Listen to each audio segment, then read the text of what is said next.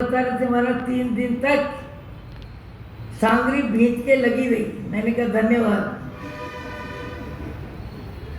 अपना बचकानापन भी अहंकार के साथ बता रहे थे कि खाने पीने में मेरे परिवार को ध्यान रखना पड़ता है, मैं ऐसा वैसा नहीं खा सकता।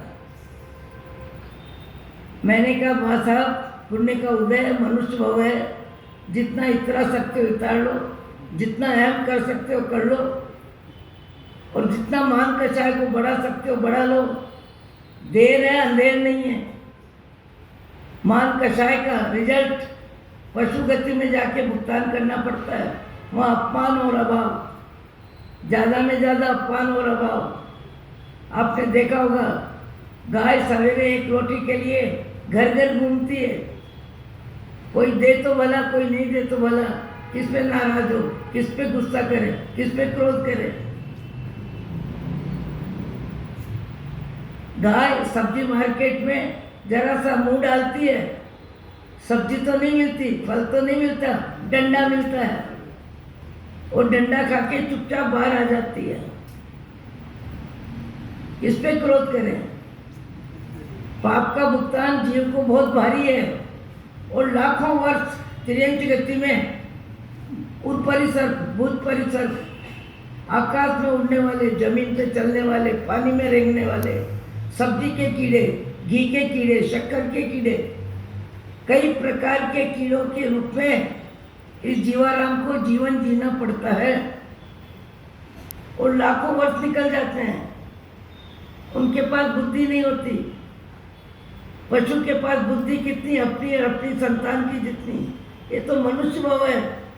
अपने को हे गे उपाधे, छोड़ने योग्य क्या है, ग्रहण करने योग्य क्या है, जानने योग्य क्या है, सब जानकारी है।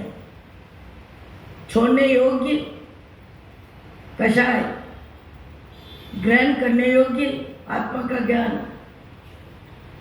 आत्मा का ज्ञान मनुष्य भाव में हो सकता है। यह हमारा शरीर चलता फिरता मुर्दा है। जब तक आत्मा है तब तक कोई मुर्दा नहीं कह सकता, पर आत्मा निकलने के बाद घर के सदस्य ही कह देते हैं अब क्या है, अब तो मुर्दा है। 60-70 वर्ष साथ जीने वाले इस समाज को सूचना देते हैं कि अग्नि संस्कार का ये समय है। कितना गहरा चिंतन का विषय है, और इतना चिंतन का विषय है कि जीते जी खाते पीते जीव को वैराग्य आ जाए। अरे जीव इतना मत, थोड़े समय का मनुष्य भव है, आखिर तो यहाँ से जाना है, और जाने के बाद कर्मों का भुगतान खुद को ही करना है। मैंने कुछ दिन पहले भी सुनाया था कि 2 बैल, टाइम हो गया, 2 बैल एक गाड़ी में, किसकी गांठें हैं, कपास की गांठें, चल रहे हैं, 8 गांठें कपास की, और जीन में ला रहे हैं, कपास की जीन में पाँव से चलने की कोशिश कर रहे हैं।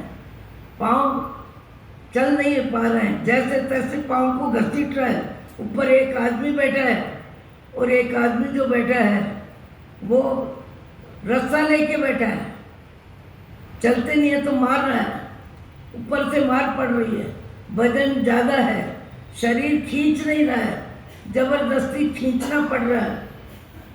ऐसे समय में मेरे मुंह से निकला कि भाई कहाँ कर्म बांधे, कितने कर्म बांधे, किसके लिए कर्म बांधे, और जिनके लिए कर्म बांधे वो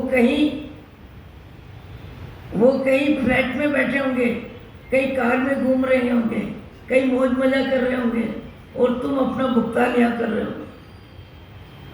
उन बैलों ने मुझे कहा साथ दीजिए महाराज, आप क्या कर सकते हो, थोड़ी देर हमको मालिक को बोल के मार से बचा सकते हो, या थोड़ा घाट डाला सकते हो, कुछ समय के लिए हमको साता मिले, ऐसा व्यवहार कर सकते हो। इससे ज़्यादा क्या करोगे। कर्म हमने मानना है, भोगना हमको ही है। कर्म जो मानता है उसे ही भोगना पड़ता है। कर्म किसी के लिए बांधो, भोगना खुद को है। आगे क्या कहा बैलों ने, आप हमारी दया करो। कितनी दया करोगे, करके क्या करोगे? हमारा भी आपको उपदेश है कि हमारी दया करते हो तो आप अपनी दया करना और आने वाले भाव में हमारी जगह आके खड़े हो जाओ। ऐसी गलतियां मत करना। हमारी भी आपको सीख है कि हमारी दया करके क्या करोगे? अपनी दया करना, अपनी आत्मा की दया करना, कषाय छोड़ना, रसना कम करना, परिग्रह कम करना, परमात्मा का स्मरण ज्यादा करना, शास्त्र स्वाध्याय में लगन बढ़ाना, दया दान में रुचि बढ़ाना। आपको मनुष्य भाव मिला है, हमारी आपको सीख है। आने वाले भाव में हमारी जगह आके खड़े मत हो जाना। इसलिए हमारी दया करो, उससे ज्यादा आप अपनी दया करो। मंगलम भगवान वीरो।